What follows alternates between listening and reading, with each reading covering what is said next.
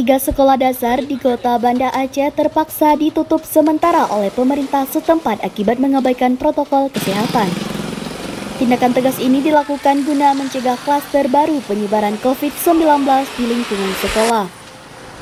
Proses belajar secara tatap muka sudah berjalan di kota Banda Aceh, namun 3 sekolah tidak mengikuti imbauan pemerintah, yaitu Sekolah Dasar Negeri 14, SD Negeri 46, dan SD Muhammadiyah.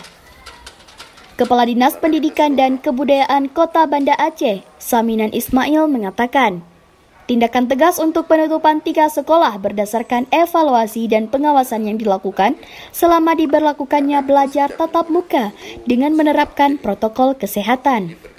Menurut Saminan, kurangnya disiplin pihak sekolah untuk menerapkan protokol kesehatan sehingga khawatir terjadinya klaster baru di lingkungan sekolah dan terancam keselamatan siswa.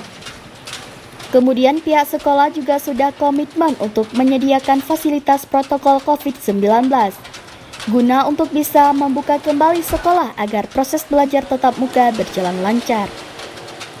Dengan kita akan memberikan kesempatan kepada seluruh kepala sekolah beserta Dewan Guru dan Komite akan kita buka kembali kalau mereka sudah memenuhi standar sebagaimana diharapkan dalam prokes.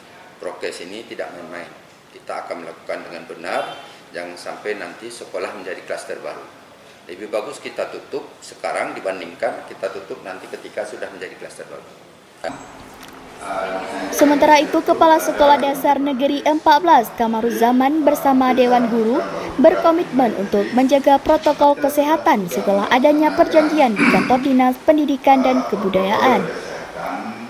Jadi kita bahwa di SD 14 itu bukan semuanya daripada protokol kesehatan itu kita langgar.